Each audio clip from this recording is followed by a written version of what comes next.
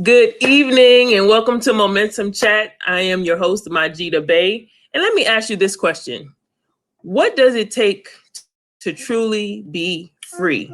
I want you to ask yourself that question. We're going to be having a conversation about that tonight. So tune in. Hey, if you know some people who'll be interested in the conversation, go ahead and share this, like it. All right. Yes.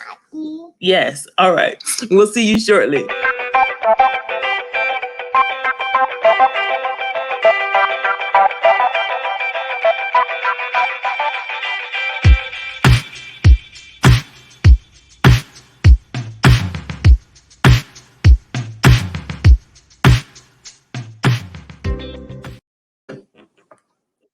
Good evening. How is everybody doing tonight?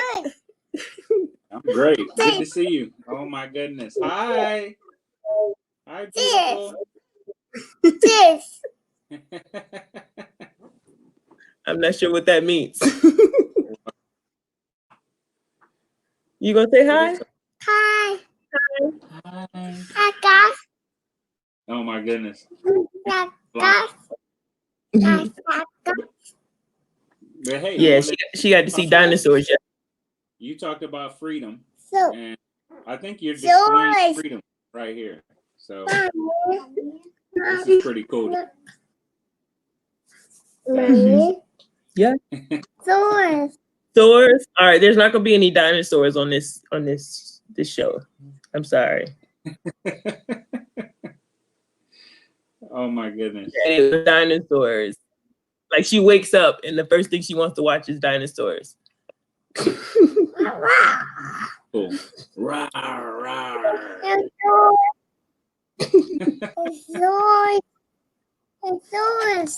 All right. We can get you some swords. I remember when my daughters were that cute. It's vague. Yes. Swords.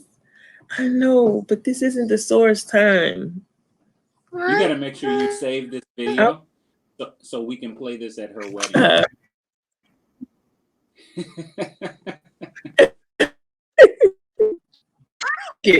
All right. Yeah, you got to take that somewhere else.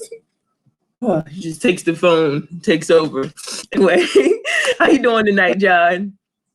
I'm doing great. That was really a good way to start. Yeah. We got a new host. She's taking over. She's okay. Definitely served like that. She just takes control. That's awesome. So yeah, when she starts talking real good, she might be a host, I wonder where she gets that from.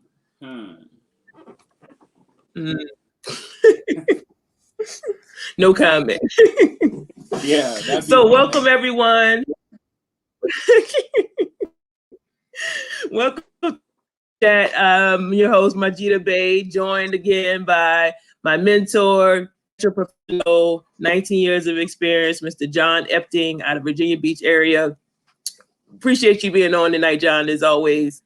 And so I opened it up about freedom. We've had a few conversations over the past couple months, and I know you've mentioned a few times freedom, right? I just wanted my freedom. And so after our conversation last week, these ideas come to me about what to talk about next. Oh no! You locked the phone. Okay, there you go. All right. Swords. All right, you got to find the swords. The cure can help you find the swords. No. We actually went to Jurassic Quest yesterday. It's like this drive-through dinosaur park. And yeah. Wow. What was it? Oh, that was Sunday. Well, they had it at the fairgrounds here in Richmond. Okay. Yeah. Okay. Wow. But yeah, that was pretty cool. They had a they have a real dinosaur. All right, that's the other one. Why don't you come say hi? You screaming over there in the background. Hi. Hi, how are you? Good. It's good to see you. You too. I think I needed that. Right? They gave me some energy. I was a little tired now. Now I'm amped. That's what kids will do for you, man. You could feed off of their Yeah, energy if you. That's absolutely. really cool. So freedom, right? You talked about it before. I just wanted to be free, and I think, Yeah. like I said, I want to talk about this topic because I think sometimes there's a misconception about freedom. We look at physically, we're not in chains or we don't have physical restraints, but Right. a lot of people aren't free. And I know I've heard you mention it before. We're in the land of the free and the home of the brave, but very few people are free, and even fewer are brave. And so I just wanted to have a conversation about what is freedom. So can you share with our audience tonight, what is freedom to you? Like, what is John Epting's Okay. definition of freedom? Well, I'm glad you said it the way you said it. What is freedom to me? And that's evolved over some years. So before, very early in my life, probably in my teens, but definitely in my 20s, I realized you're not free until you're financially free. Okay, so first of all, that's where it started for me. So I wanted to be free, and I didn't know how to get it. I didn't know how to get there. I didn't know what it actually looked like, but I knew that if somebody else controlled your paycheck, they controlled you. They control what time you got up in the morning, what time you got up, what time you went to work, where you went on vacation. Because the size of your paycheck dictates your life. So whoever controls your paycheck controls you, but then whoever control the size of the paycheck dictates it, right? Because the size of your paycheck dictates the type of schools your kids get to go to, the neighborhood you get to live in, the types of vacations your family goes to. Like my wife kind of jokes, and no offense to anybody who's ever done this, because this was us at one point as well. We live in a kind of a resort area, Virginia Beach, and apparently it's I have friends in the hospitality industry. Apparently this is a hot spot. I didn't know that, but we live here, so of course we don't appreciate it as much as the people who are coming here from up north. But apparently this is a hot spot, and my wife sometimes jokes about how Virginia Beach isn't a real beach to her, right? She doesn't like the water there. I'll still get in that water. I'm a former swimmer, so it doesn't matter to me. But her, and she's from Panama. So in all fairness, if you're listening to this, she's from Panama, right? So the water is quite different from Virginia Beach. But think about that. Whoever controls your paycheck determines what types of vacations you go on. I was talking to one of my friends. He's from the Middle East. So yesterday, him and I were talking. He's done very well. He's done pretty good for himself. Paid off properties and all that type of stuff, and he's got to live a pretty cool life. And he's still pretty young, right? He's in his 50s. And one of the things him and I were talking about just yesterday. This was just last night, where his country, where he comes from, doesn't have a middle class. You either have it or you don't, right? They don't believe in debt, right? It's probably why all his properties are paid off. Uh, and he owns more than one property, and some, one's right on the water.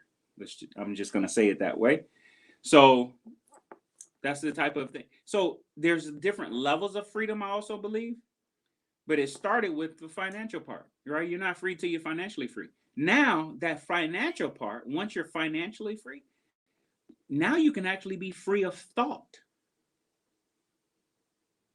You can be free of movement, right? When you're not dependent on someone else to give you money or something like that to provide your lifestyle, right? You can actually say what you want to say. You don't have to be politically correct, Right. if that makes any sense, right?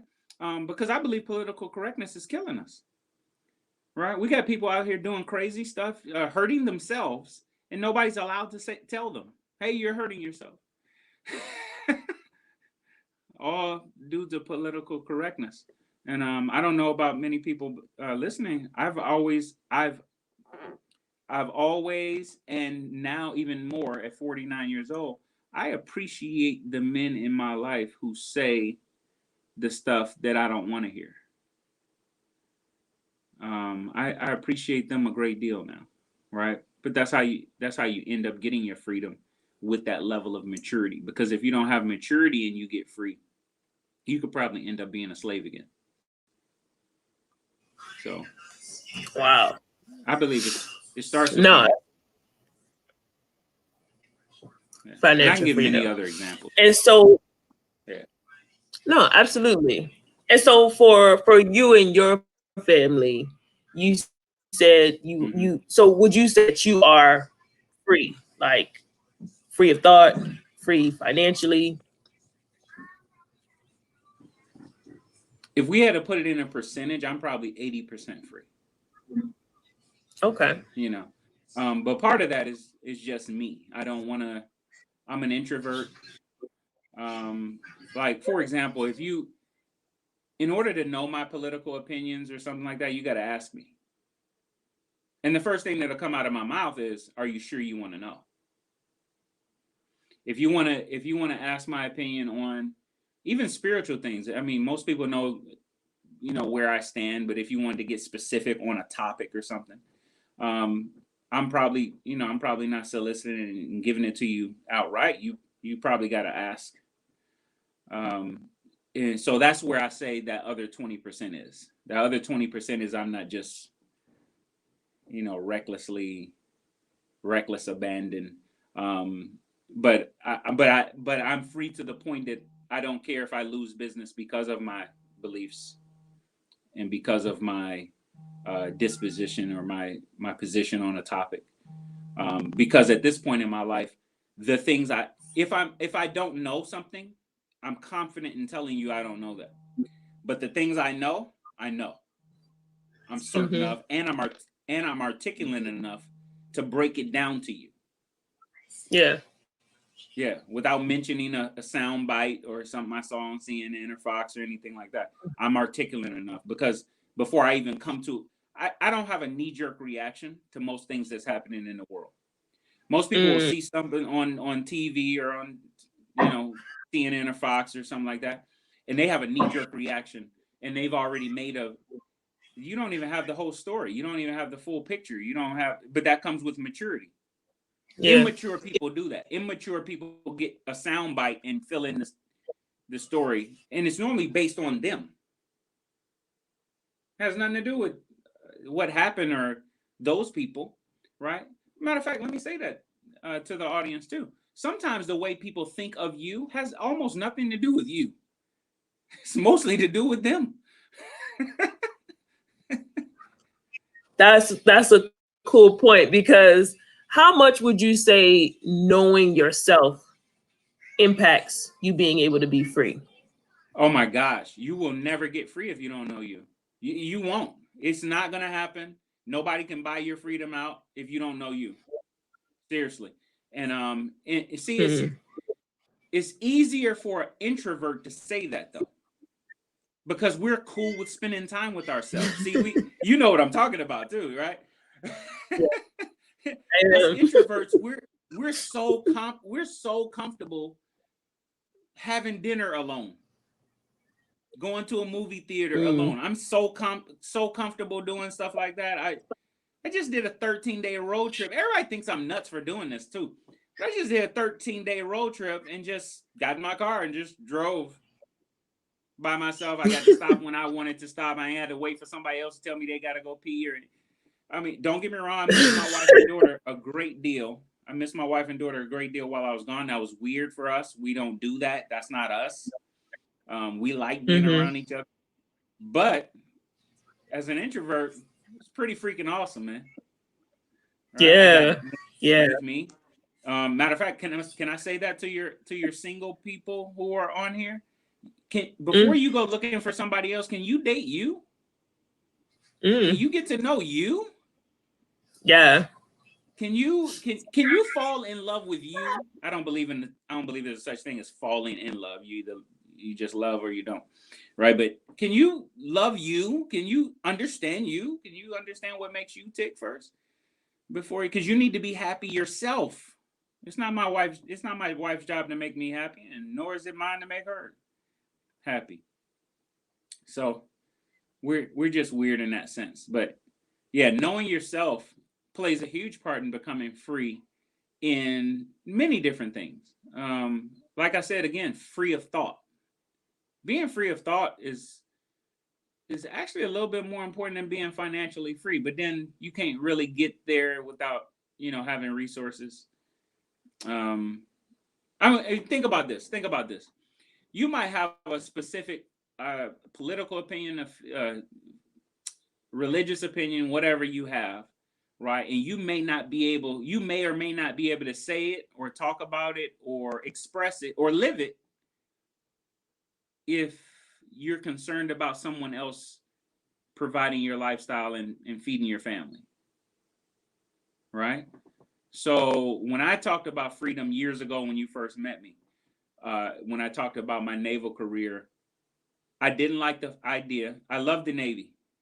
I believe in what we did, what I did, what the group of men I was with did. The time I was there and the things we had to do. I believe in it wholeheartedly. I know the purpose. I understand that. Many military people serve and they don't really understand what they're doing, right? Because it's just a job, but I get it, right? Because I got to serve it at a different level. But what I didn't like was the fact that my oldest daughter didn't know me. I didn't like that. Still don't. I didn't like that. I didn't like the idea that somebody else told me when to go, when to come.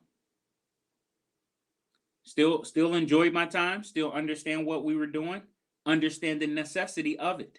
And that's why I probably appreciate the military people and the people who serve more now than when I was actually serving myself. Because I get it. I understand them. And I probably understand what they do higher than they do. Because if some of them are just riding ships or, they don't really get it. It's not until you go down range and until some other stuff happens that you actually get it. And I didn't like those things. I didn't like the idea of somebody else telling my wife when she could come home and kiss me or tend to our daughter or, we got to get permission to be at a ballet recital or something. It doesn't flow with me. Right. Don't get me wrong. The decisions we made today, as I'm speaking to you on the 10th of November, day before Veterans Day, we have an element in our life, in our family's life right now, where we do kind of got to do that a little bit, almost ask somebody to be able to do something. But that's our choice at this point. My wife chose to do something that put her in a position where if she needed Saturday off, I'm just playing, right? If she needed, do something Saturday, she might have to, let somebody know. But that's our choice. It's not because we need to. So yeah. I don't know how much I helped you with the freedom. And I'm glad you brought up the No. I mean, definitely speak on yourself, but I'm glad you brought up the veterans. As you mentioned, tomorrow is Veterans Day, and so we definitely salute those who served our country. And actually, that was what tied into this conversation as well. When we think about freedom and the freedoms that we have here in this country, we have opportunities that a lot of people in other places don't have, and it's because of our military and certain things that we take for granted. Yeah. When we're talking about freedom, people recognizing the opportunity in what we have in terms of our government, our opportunities, our options, and things like that. And so when I think about what veterans or what our military do fighting for our freedom, I had that as a description for this conversation, was that freedom isn't free. And so just like our military fight for our freedom to maintain that freedom, what do you feel what is required of us as individuals to do in order to fight for our own personal freedom, our economic freedom, our freedom of thought? What do we have to do in order to accomplish that? One of the things I would say for me, it took a mindset shift first, right? To stop seeing myself as a victim of my circumstances, where I came from, where I grew up, the background, being birthed to, my mom, that type of stuff, right? Those weren't things that happened to me, they happened for me. And then take responsibility. So there's just some things first that you have to do in your own mind. But okay, we live in the land of opportunity. Okay, I believe one of the greatest nations on the planet. And the reason I say that, not because we got it all together. We're far from got it all together, right? But when I look at it's almost like a business opportunity. It's not the one or two things, it's the whole thing that what makes it a great opportunity, right? So, for example, if you just think of here as a country, land-wise, we're a small country, but we have great power. How did we get great power? Well, one, we showed force, right? And then also we're kind of like the humanitarian and police of the world. So we go help everybody. We spend a bunch of money in helping everybody else. It's almost I don't even know how to describe it. If we were a neighborhood, right? Who the United States is. We're that one neighbor who's always right. Everybody's borrowing our vacuum cleaner and our lawnmower, and everybody's using our leaf blower, and that's kind of what made us big too, made us strong. In the United States, what I notice is most people don't. We live in the land of opportunity, but most people live the nightmare, and it's not because of anybody else. It's because of them.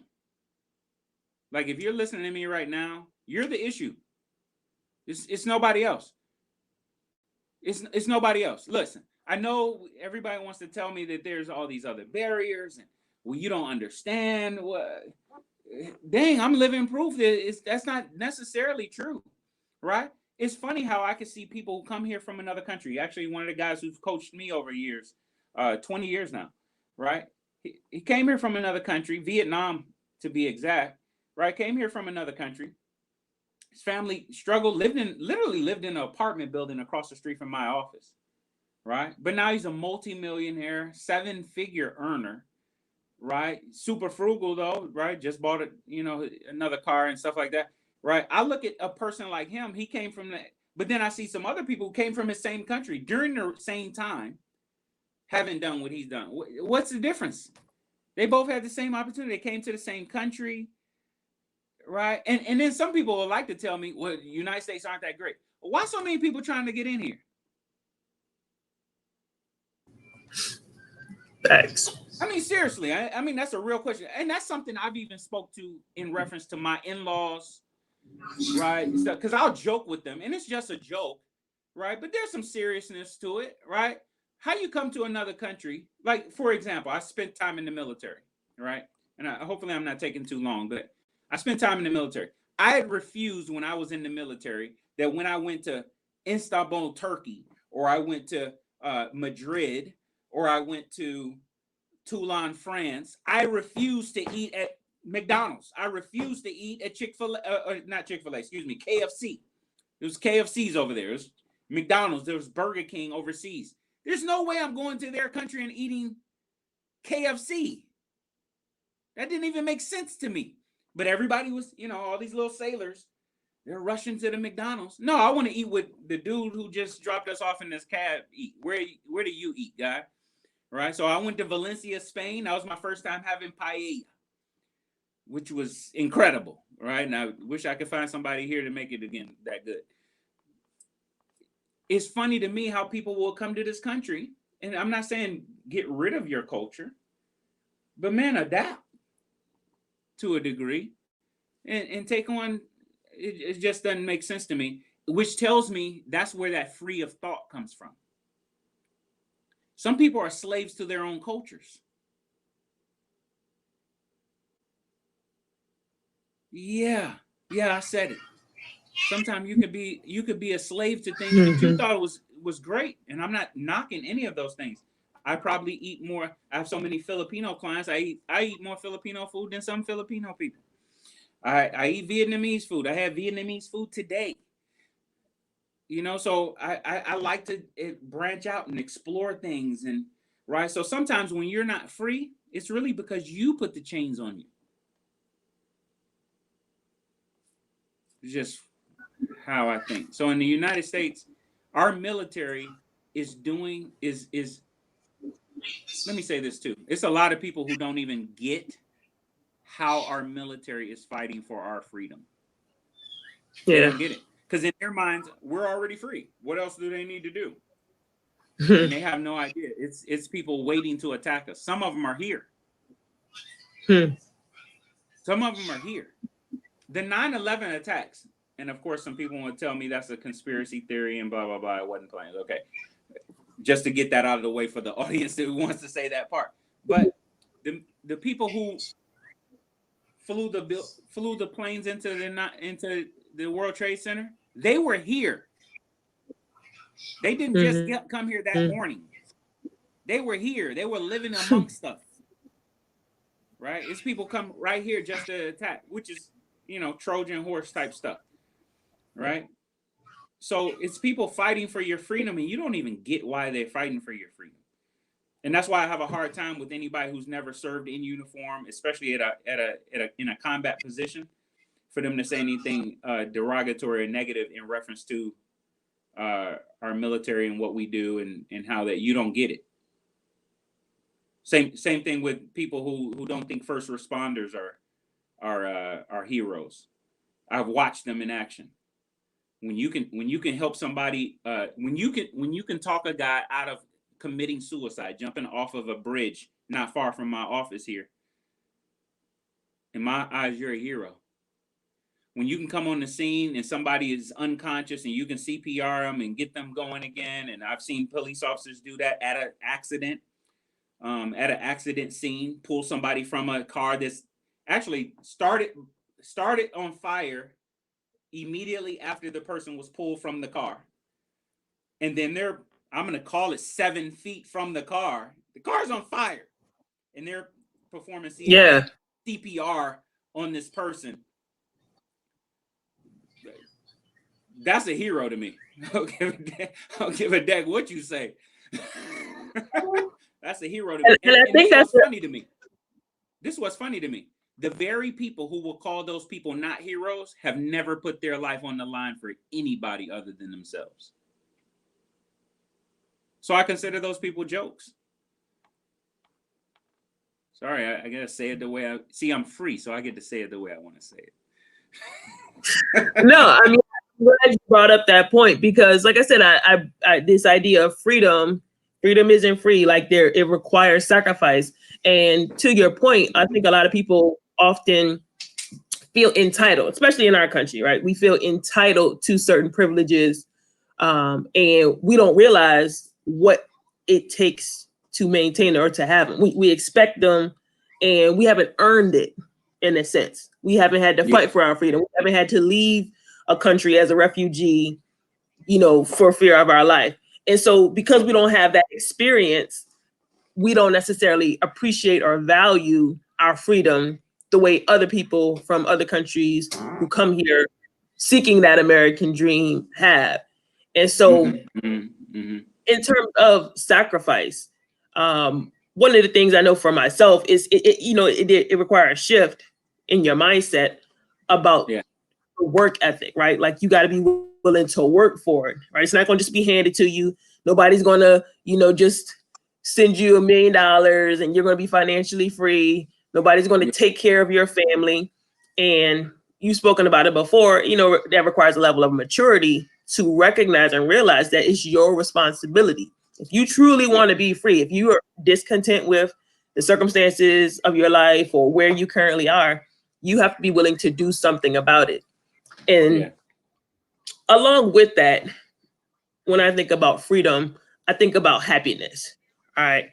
Yeah. If I'm not happy, I'm probably not free. And so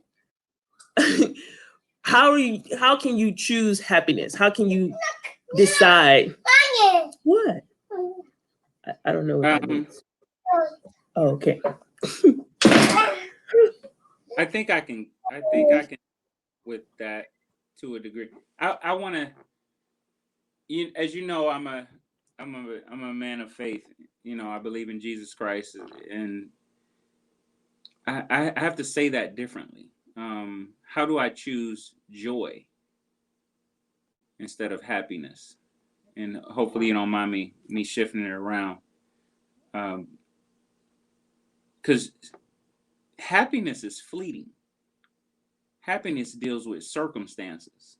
Happiness, I lost a daughter 8 years ago, right? I promise you, during that time when my daughter was sick and she was in, a hospital for 50 days and fighting for her life, and coming into the ICU, and the crash cart is sitting there, and the last thing you want to see is a crash cart sitting in front of your loved one in the ICU, right? Because that means some bad crap just happened. I can't tell you I was happy, but I had joy. Because my joy was rooted in something bigger than me and those circumstances, right? And that was our faith in Christ. So joy. Now, how do you choose that? Well, first of all, you got to understand where it comes from.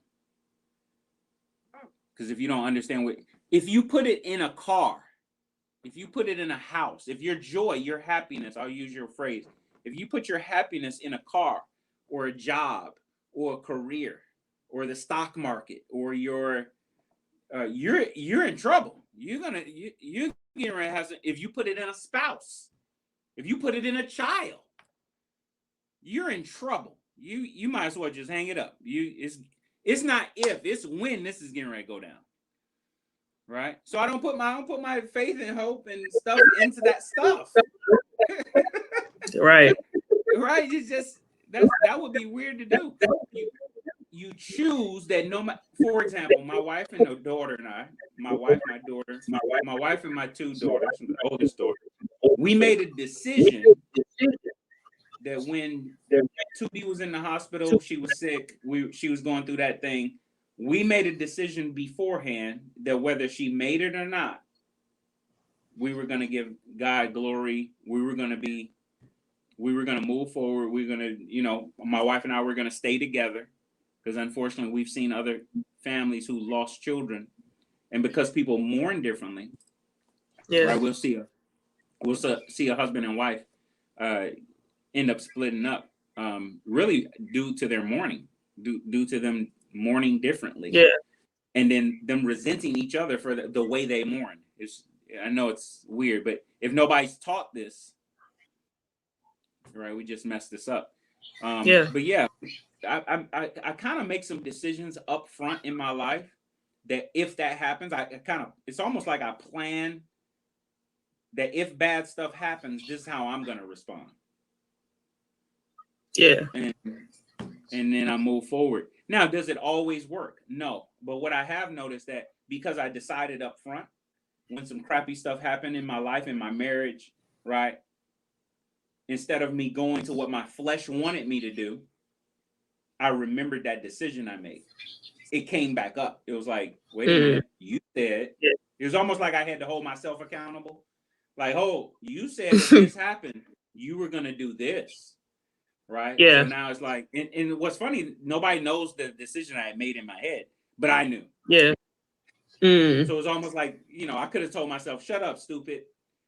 I want to do this. But my flesh,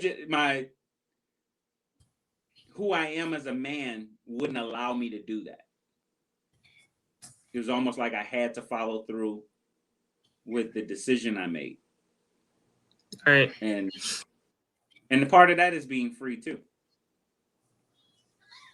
I'm glad you brought that up. That reminds me of something that Ed Milet often says, which is keeping the promises you make to yourself. So freedom is not just about like the outward things. Like it's not about that stuff at all. It's really about who you are. Like when you're free to think, you're free to act, you're free to decide the life that you want to create. Then things like this, right? Right. Like I was telling you, I think last week, implementing exercise into my daily routine. Nobody knows whether I do or not, but for me, there's freedom in maintaining that routine. There's freedom in keeping that promise to myself, because it's like once you can keep one promise to yourself, then you can make another promise and you keep that, and it builds your confidence. And as your confidence builds, then it enables you to tackle like the big stuff, right?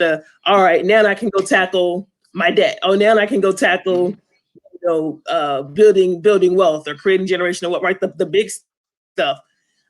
When you can maintain confidence with yourself, or you can keep promises to yourself, and that integrity with yourself, I think, is really important in terms of being free.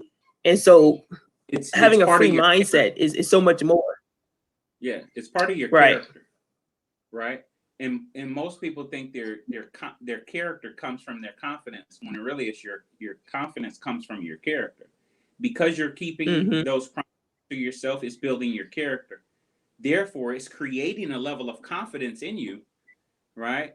And people with a low self-esteem see it as arrogant, but they don't know what you did in the background.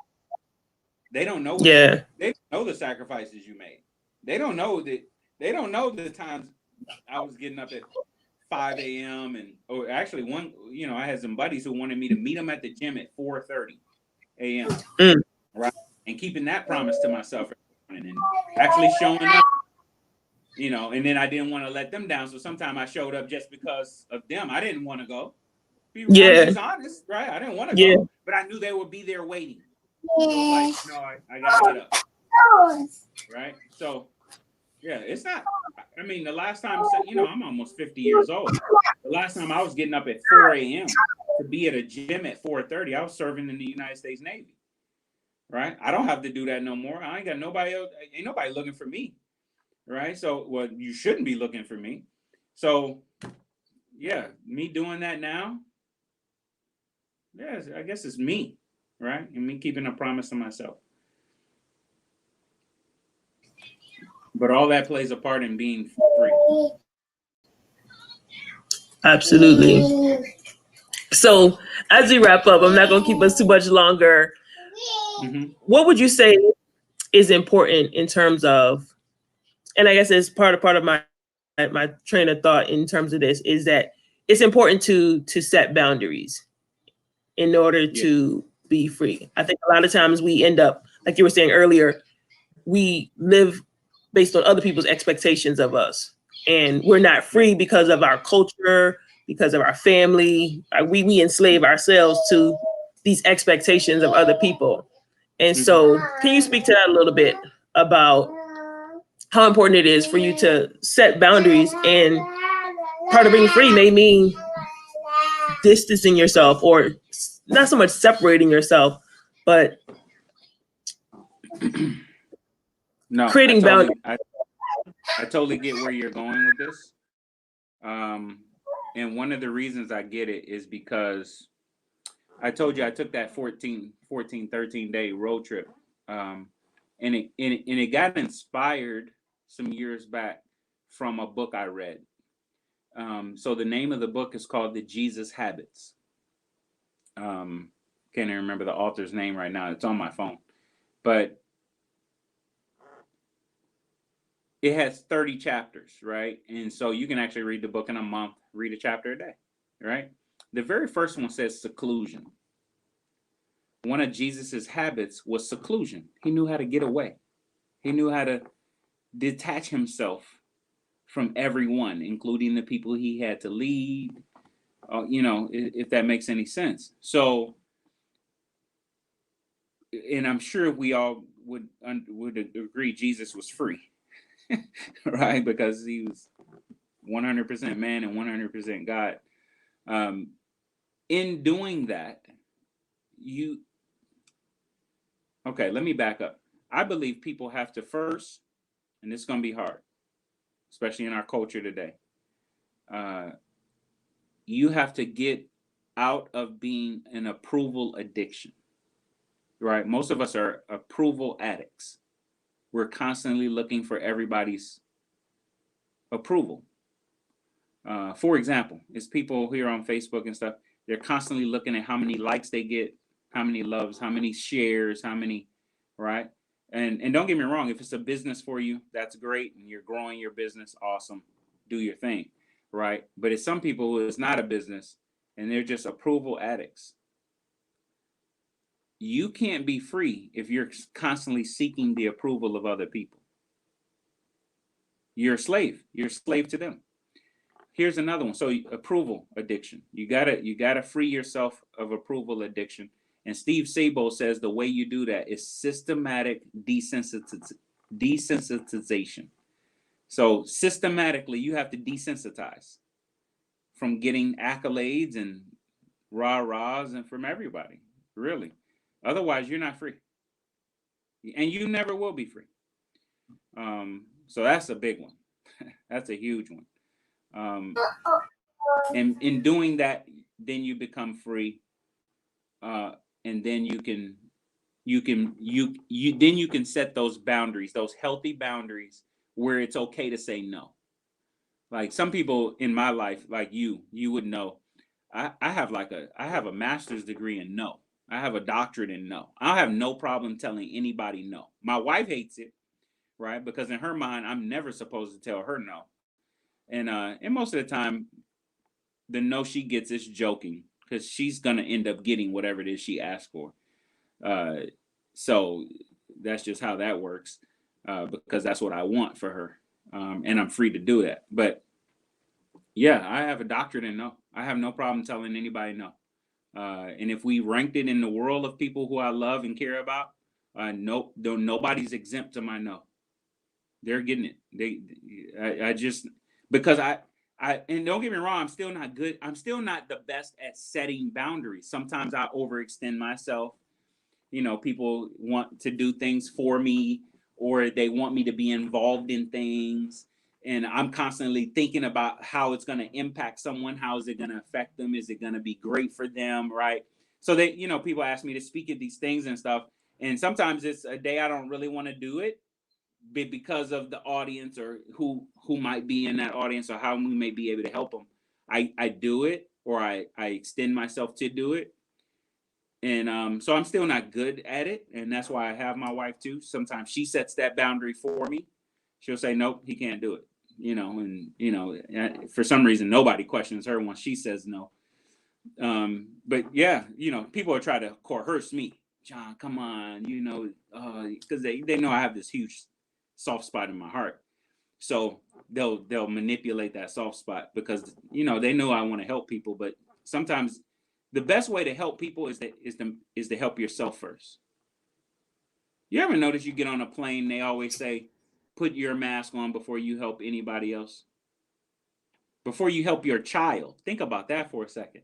You and I are both parents, and we know how much we love our children. And our first reaction, our knee-jerk reaction would be to put the mask on them first. But the facts are is if we don't put our mask on and make sure that oxygen's flowing, we might not even make it to put the mask on them. So that's why boundaries are so important. But if you're not free, you don't believe you can set those boundaries. You are approval addict. You're concerned about telling that person, hey, I can't make it to your party, and then them not inviting you to another party. Well, I'm an introvert, perfectly fine with me. I don't want to be around all them dang people anyway. But but some people are just there, and you can't be free. You can't please everybody and be. You just can't. It's not how the world works. Yeah, they said it. Who was it? Was it? I think it was Tony Dungy, or maybe it was Bill Cosby. I think he says the surest way to fail in life is to try to please everyone. Try to please everyone. That was I can't remember. Yeah, that was Bill Cosby. Yeah. The surest way to fail in life. I mean, I'll be honest. I mean, that's something that I do struggle with. So in terms of that freedom, like I'm still not like I still have to learn to set boundaries, because it's like when a person has confidence in me to be able to do something or to be able to contribute in some way, I want to say yes, because it's like, well, they wouldn't have come to me if they didn't feel like I could provide that. But in terms of doing what I believe I'm called to do and doing what I'm purposed to do, there's got to be some things I got to be willing to say no to. And there's an article about Warren Buffett that I read a couple months ago, and he spoke about that, like in achieving different levels of success, that's probably the biggest thing that people have to overcome is what to say no to, because you Oh got to yeah, be focused on what it is yeah, that you're trying to accomplish. And if you're saying yes to everything, you're constantly distracted, you're constantly getting detoured. yeah. And yeah, there is That slows you down. yeah, there's some, and I was thinking the opposite of freedom. Right. There is enslavement to that. You know, there Yeah. is enslavement in wanting to do everything for everybody, and Oh you're one person, like you can't physically do it. And yeah. so that's something that I know I definitely have to work on in becoming more free. Mm-hmm. And I think sometimes it's hard, right? When the people around you are used to Mm-hmm. you responding in a certain way. And as Yeah. you're growing, the expectation is for you to be who you've always been. And one Mm-hmm. book that really helped me was the Four Agreements. Oh man. And that Yeah. was that freed me up in a lot of ways, because it allowed me to challenge what I had been taught or how I had been groomed in certain ways. When you talked about like your religion, people can be a slave to their religion.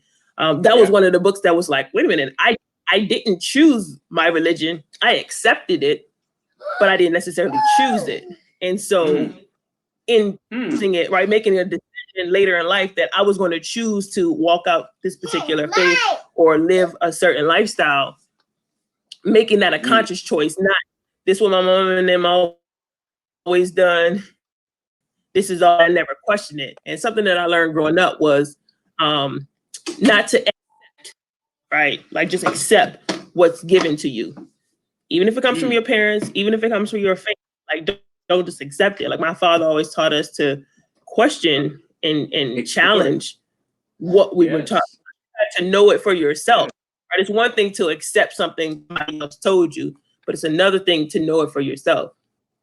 That's a level of freedom. Go ahead. That's a level of freedom for you to challenge something, question something, to think it out, play it out. Um, you know, one of the things that really made me free, especially free of thought, is my faith. Is my faith. Just like you know, reading the Four Agreements, right? Me reading Scripture, me reading the Jesus habits, that freed me because I always, you know, people try to paint this picture of Jesus to you when he was so multifaceted. He was the only 360-degree leader the world has ever had. We will never have another, and he was the only one, right? So me reading the leadership style of Jesus and just watching how he flowed and moved and what he said. You know, one of the Jesus habits was confrontation. We live in a world nobody wants to be confronted about things, but Jesus did it often to the point it was a habit, Yeah. right? And reading those things made me free, right? And here's another thing: your maturity also makes you free to a degree. See, my level of maturity makes me understand what I should respond to and what I shouldn't. There's some things people want me to respond to things. They post stuff and they, you know, but my level of maturity have me not respond. And then sometimes my level of maturity have me respond. But a lot of times my response is a question because I'm trying to get you to get there, right? I might already be there. So, but this is a good. I think this is a good talk. I think people want to be free. But here's one more thing, and this probably be the last thing I say. In order for you to understand the level of freedom, you have to first know that you're a slave. You have to first understand that you may be a slave or a prisoner. And until you catch that part, this talk about freedom doesn't even make sense to you because you actually think you're free. That's it, On Majid. that note, Yeah. no, that's great. That's a great way to end it. So I appreciate once again, John, your insight, your knowledge, sharing your experience, and just having this conversation. I think the more we're challenged to think outside of the programming or conditioning that we've experienced. Yes. Yes. Yes, we have banana pudding hands over here. I see. Yes. So yeah. My daughter doesn't call me by she doesn't call me. She'll call mommy Maggie. Yeah, she's yes. Trying to say, can you show them your hands? She's trying to say Majida. Yeah, she doesn't call me mommy anymore. She calls me by my name. My goodness. So yes, I'm free to, have these moments and embrace them. As far as I'm concerned, it's definitely a privilege, and it's tested me in a lot of ways too, to grow myself, become better. But I think you made a definitely a point about, see, I didn't put banana pudding on my eyebrow. It's important for us to be aware of our level of freedom. I know for myself, coming out of college with a degree, like from the outside, look, everybody thinks that you're free. Everybody thinks that you have it all together. And it's not until you have those conversations with yourself, you get to know, you get to be secluded to where you realize like this, I know, I came to a realization, like, this is not what the creator meant for me, right? Like, God did not intend for me to slave at a job for 40 years and look for somebody else to take care of my family, and when I have my children, I knew that I was entrusted to take care of them and to help them live out their purpose. That wasn't anybody else's responsibility. And so I had to get better, right? Like whatever I was doing was not working or wasn't providing the lifestyle that I thought I wanted to provide for them. And so I had to shift. I had to realize I was a slave, and I had to figure out how I could become free. And so I hope for all of those listening, you've gotten some value out of this. If so, hey, definitely share, and invite some others to the conversation. We'll be here next Tuesday. And I don't know what the topic is going to be yet. But it's going to be around the topic of freedom. I want to talk about that this month, with Veterans Day being tomorrow. And we're coming up on the holiday season. So we're going to have some conversations about your mindset when it comes to the holidays and how that relates to your income. And for anyone out there who's looking for some guidance in terms of becoming financially free so that you can be free of thought and all of those things, definitely reach out to us. You can actually take our assessment. I'm going to put that there at the bottom. It's a free assessment just to take a snapshot, right? Take an x-ray of where you are. And back to the point of awareness, when you know where you are and you know where you want to go, then you can map out a strategy to get there. But you first got to start with where you are. So I appreciate you once again, John. Thank you all for listening in. We look forward to you all joining us again. Any final words, John? No. Hey, go appreciate a veteran tomorrow. They sacrifice more than you may know. So God bless you guys. See you next week.